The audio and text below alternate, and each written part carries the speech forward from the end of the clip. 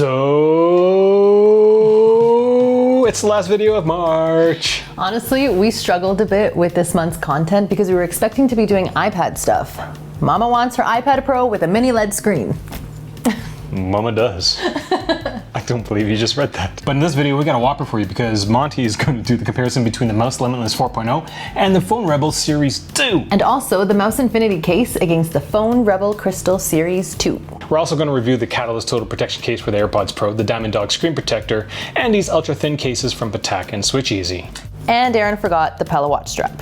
So what's going to happen in the next few minutes? Well, you and I are both going to talk about all these products. Those are Val's hands. They've got stuff on their nails. Mine do not. I know some of you guys get confused sometimes. Roll the review. So what's been my go-to AirPods Pro case over the last few months? It's actually been the Catalyst Total Protection case. In fact, I prefer this product over my Rhino Shield ones, which were my go-to for the longest while. I might have to go back to those Rhino Shield ones for a review. Now, why do I like these? Because I've been a lot more mobile in my computing lately, and being able to care a little less about my AirPod Pros has actually been kind of great. Also, I kind of got fed up with paying for headphone replacements, and I'll elaborate on that in a few minutes. This case is waterproof to 100 meters. That's right. At 100 meters underwater, your headphones are going to be safe. Now, when it comes to marketing fluff, sometimes, like, seriously, companies really just overdo it. Like, I get those sound bites sound attractive, but do people actually latch on to those sound bites? Like, come on. Well, yeah. Isn't that what Diamond Dog did to you? One of the neat things is that the status light symbol is actually still visible through the silicone, as it's very, very thin, but it's still waterproof to 100 meters. So, you know, physics is cool, I guess. The bottom part of the AirPod Pros sit in a TPU sleeve, which provides the waterproofing. The cap of the case has a small foamy at the top that keeps everything snug. The polycarbonate shell is quite thick, so between that and the TPU sleeve, impact isn't going to be much of an issue for your AirPod Pros. When it comes to usage, I had no issue with port access or wireless charging, but access requires you to pop a latch, which isn't bad, but if you're a fidgety person who likes to click the cap on their AirPods Pro case, stick with the Rhino Shield product, as it's just easier to deal with. At $70, you really gotta want the 100 meter water protection. All right, next up is the Diamond Dog screen protector.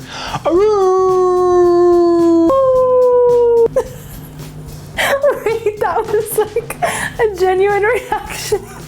Monty's like, what the? Now, I'll be honest with you. As much as I hate to admit this, sometimes get suckered by marketing fluff. Like, I was told that this Diamond Dog screen protector was created by a team of scientists doing like solar power stuff in the solar power industry, and they were also working for the US Department of Defense, so I told them to send me a screen protector. And this screen protector has been my iPhone 12 for about 2 weeks, and right before the impact and scratch testing, had several chips along the edge. Now, this occurred during our testing period for iPhone skins, so the devices were put through a bit more hurt, I'll say. But still, remember the iPhone 12 Pro Max that I took the shower screen protector off because I had a prototype to test? There are no chips on that product, and that went through the same amount of usage for the skins video. Seriously, the box says no marketing hype, but the box visually and mentally assaults us with phrases like anti-breakage 3 times stronger, anti-abrasion 5 times longer. Like, just come on, guys. So how much stronger is a screen protector that is 3 to 6 times harder for anti-scratch? Well, it scratches at a hard 6, soft 7 with my Mous pick, which is, well, very typical of most screen protectors. How does the 5 times longer anti-abrasion look like? Well, after 2 weeks, well, there's still a lot of scratches. And the anti-fingerprint coating, when fresh, well, on average, was just average. Middle of the pack for our water drop test, where we measured the speed of water droplets on our test unit Ruby. Now, what does the 1500 Knoop scale rating mean? Well, when crushed by my force meter, it means around 234 newtons, which is pretty low when considered that that's about the same amount of pressure required to crush single tempered glass. Now, if you're wondering what the Knoop scale measures, it's the hardness of a material calculated by measuring the indentation produced by a diamond tip pressed into a surface. Now, I will say that my impact test may have been not as accurate because from my experience, screen protectors with chips in them already have this entire like structure of the screen protector already compromised. So it's not as tough as it would have been if I went and done it with a brand new screen protector. But it is what it is. They sent me one. So now, as a side note, my method of testing across all screen protectors may not have shown anything different with this product, but I did notice that the chip in the edges didn't result in any cracks across the screen. Usually when I chip an edge, the crack will follow after a day or two. Even while removing the screen protector from the iPhone, the resulting crack wasn't smooth but jagged, which is different, and I'm guessing that's because a bunch of scientists working for the solar power industry in the US Department of Defense has something to do with it.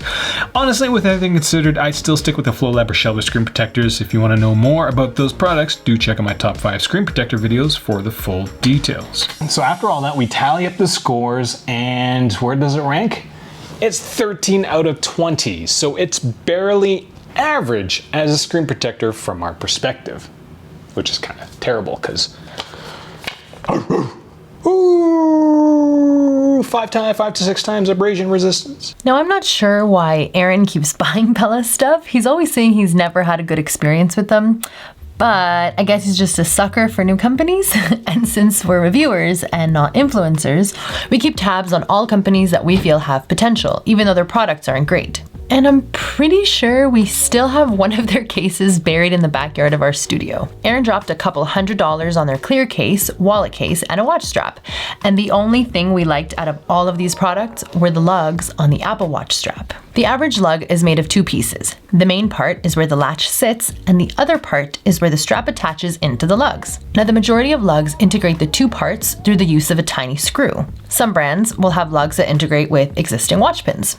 With Pela's implementation, they use magnets, which makes them incredibly easy to remove. I personally have never had to swap out the lugs on my watch strap, but that may be because I always forget to wear my watch in the first place. Sorry, Aaron. But I do know that Aaron finds swapping out watch bands and lugs annoying, which is why he doesn't buy more normal straps for the Apple Watch. But with Pela's lugs, well, that makes it so much easier. So after all of that, how is the actual strap? Well, the strap's not great. The lugs are okay, but the straps... You remember the Nomad thing that we reviewed in the last month's accessory roundup? It kind of felt the exact same thing, like same way. Like you've got kind of a really sharper edges along the inside, and so when you're working out with it, it just gets kind of annoying. So, you know, it's yay, we're trying to be environmentally friendly, but the product itself is worse than whatever strap you would get by default by buying an Apple Watch. So, yeah, I don't know. It doesn't make any sense for me. One of the things I realized, this is a Apple Watch Series 4, and so the lugs are like super tight on my Series 6, but they're mildly loose on the Series 4, which is kind of odd. Now, I consider these 2 case manufacturers the titans of iPhone case manufacturers. The reality is that these cases are actually very similar. You have a polycarbonate back, a TPU edge, and some TPE along the inside of the case. The biggest differences are really the accessories and the extras that each manufacturer includes. Now, between the Limitless 3.0 and 4.0, Mous has removed their Auto Align Plus system and replaced it with MagSafe compatible magnets. And because of the MagSafe magnets, the Limitless 4.0 is slimmer by about 0.5 millimeter, which doesn't seem like much, but is actually very noticeable. With the Phone Rebel Series 2, the biggest difference is, well, it has edges now. Which one's still better? I would still say the Limitless 4.0 wins out by a sliver. Like I mean a 0.01 sliver. When it comes to design, the Phone Rebel Series 2 makes the iPhone 12 feel much thicker. The depth is only different by about 1 millimeter, but coming off of a large stint of using iPhone skins, I've really grown to like the thinner edged case. Honestly, the Limitless 4.0 feels more like a mouse contour from the iPhone 11 generation, and the contours were one of my favorite cases. The corners themselves are much more aggressive on the Phone Rebel, which will translate to better drop protection at, extreme crazy heights. Both these products will definitely provide more than enough drop protection for even the clumsiest of people. The build quality for these products is top-notch. Seams are minimal and both include finishes like carbon fiber. Well, the Rebel only comes in carbon fiber, whereas the Limitless 4.0 has 5 different finishes. The Rebel Series 2 doesn't slide around as much as the Limitless 4.0, and the biggest design difference is the texture along the edge of the case, and this might be a deal breaker for some. The Rebel Series 2 is a little too slick for my liking, and that really hampers the overall handling of the iPhone in the case. When it comes to functionality, both include magnets that allow you to use cases with any sort of MagSafe accessory. We couldn't find any that didn't work. As a side note, Mous has redesigned their wallet case and made it compatible with MagSafe. And one of my biggest gripes with the Apple wallet case is how easy it comes off. Too easily in my perspective. The Mous version stays on and on and on and comes off when you want it to. With the Limitless 4.0, Mous had to remove the SIM card storage, which is too bad, but I guess with the advent of eSIMs, I'm not quite sure why that would matter that much to me. They also removed the microfiber back, which is a bit worrisome, but I'm still trying to figure out why that is. Now, I've been thinking about this way too much because I realized that the Limitless 2.0s didn't actually have microfiber on the back of the case. And so for the iPhone 11s, a lot of the premium case manufacturers would add something like that, like the microfiber thing into the back of the case. And I think they did it under the guise of dust protection. And I tend to think of having that microfiber cloth interior offering more drop protection, dust protection for the iPhones. But if you've been with the channel long enough, you'll actually remember all the terrible things I did to the Limitless 2.0 back then, and the back didn't actually break. So that microfiber cloth might just be complete marketing fluff. Do you ever think about anything other than iPhone cases? Honest question.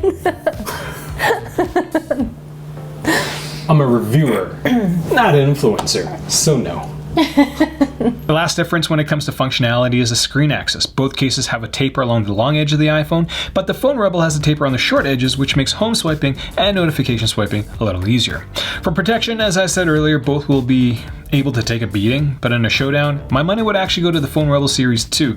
Bigger corners and the case is a little more rigid, so there is an even smaller chance that the case will pop off the iPhone in a face-first drop. And I mean a really bad face-first drop. Phone Rebel also includes a FlowLab screen protector, and if you've been watching my stuff long enough, you know that I like my FlowLab screen protectors, so that's a plus in my opinion.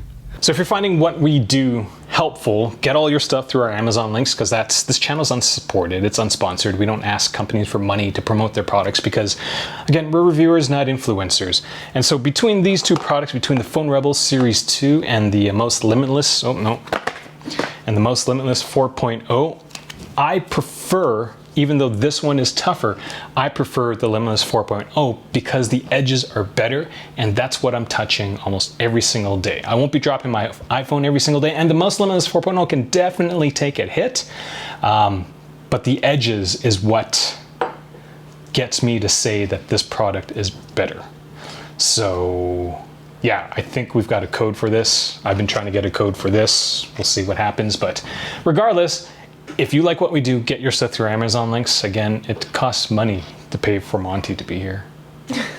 So between the Infinity and the Phone Rebel Crystal case, which is better? Well, to answer that, let's start with design and phone access. The Mous Infinity is, in short, a polycarbonate case with magnets on it.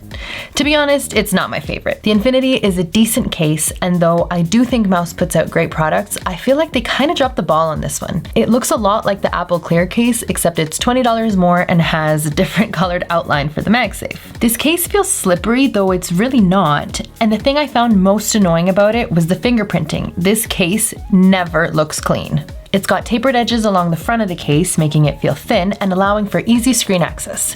It also has a raised edge on the back that keeps the back from scratching or sliding around easily. The Phone Rebel Crystal 2 has raised corners on both the back and front and tapered edges. It has a polycarbonate back, TPU edges, and TPE along the inside as well. Honestly, this case reminds me of the Mous Clarity, one of Mous's better products. It's got that same black edge around the case, which adds some texture to it, making it feel less slippery. Although this case has tapered edges, I will say that it feels a lot thicker than the Infinity, and the clear back also shows a ton of fingerprinting. When it comes to protection, the Phone Rebel just looks and feels like a solid case, and well, it is. The large corners will keep your phone raised off of any surface, protecting your screen and the back of the case from scratching, while also protecting it from any big drops.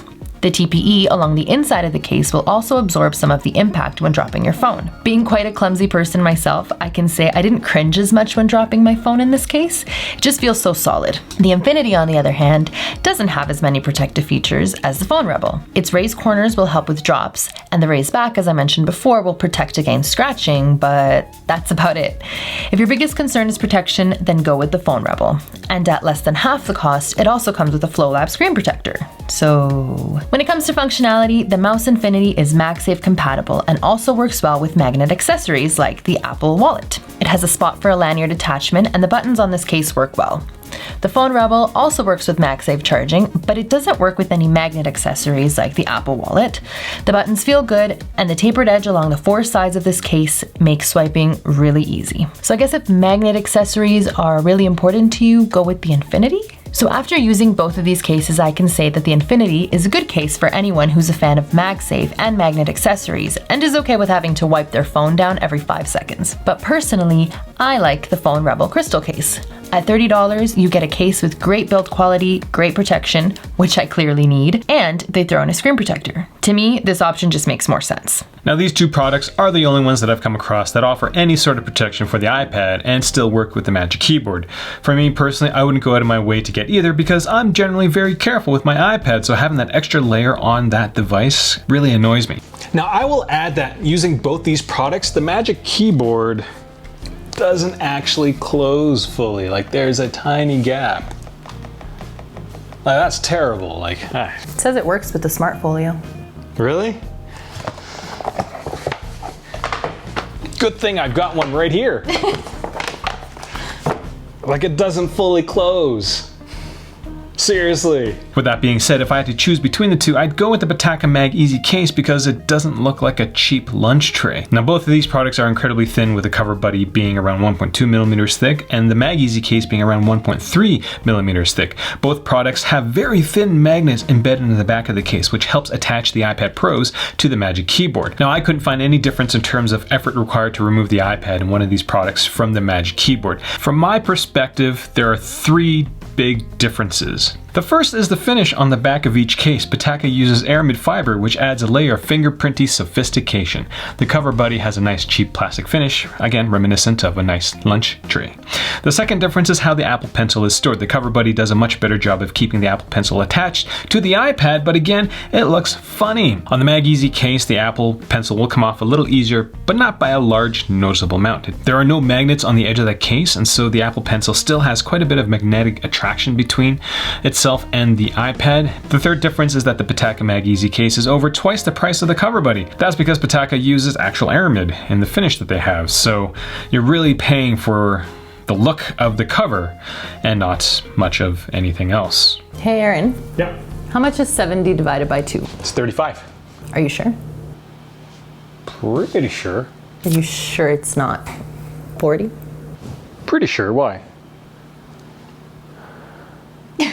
Oh, I did the math wrong. Mom, Dad, I'm sorry.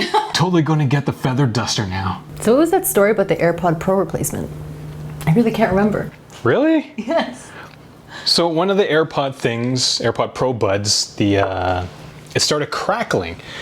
And so it was caused by something, it was caused by the ear tip not fitting properly. And so it wasn't actually the ear tips that were broken, it was the actual like thing that the ear tips fitted on that was kind of like broken or loose or something. So it started crackling in my ear. So I called Apple and they're like, oh no, we'll send you a replacement. It's $150 to replace one bud. And then, so they sent it to me and then I put it in my ears and I realized they didn't actually feel the same. Like they felt different. And that's, you know, for a $300 pair of headphones. Remember I asked you to try them on? Yeah, I remember now. Now you remember. So I had to go back to the Apple store and I had to tell them, oh, no. First, before I did that, I went and called them and the Apple genius or whatever customer support person was just like, they're identical. Like, there's something wrong with you, not the product, something wrong with you, but you know, we'll get a technician to go take a look at it, you know, just to make you feel good. But I was just like, I'm getting mildly annoyed now. So I had to go to the Apple store and you know, it's under all the COVID stuff. So it's just like, I made an appointment. So they made me stand in line for like 20 minutes because I made an appointment. And so I go see the person and they're like, I told them like these Apple AirPods don't feel the same. And the guy's looking at me and like, what do you mean they don't feel the same? Like they're Apple AirPod Pros, right? Like they're this thing. I was like, but they don't feel like it feels asymmetrical. And the guy's like, oh, and I was like, really? That's what made you understand what I was feeling? It's like, that kind of makes sense because the part numbers are different. So they're 2 different products, but they're telling me they should feel the same. And they're not, because I took this photo, I took the measurements, and I have AirPod Pros that feel the same. But like, So much money has been spent. So that's all we got for this video. For April, there's gonna be more Apple Watch stuff. So this is, I actually found my Pitaka carbon fiber thing. It was underneath the couch in my kid's playroom. So I don't know how I got there. But we've got a bunch of their watch straps that we're gonna review, and we've got a bunch of other stuff coming. We've got a ton of, that's a table full of car mounts that we're gonna have to review. That content's coming soon. So lots of stuff for you guys. First time watching one of our videos, again, help us stay unsponsored, unbiased, because it's not cheap to do all these things because we have to buy it all. What else can I do, Val? Hit subscribe. Hit subscribe and the notification bell. Ding!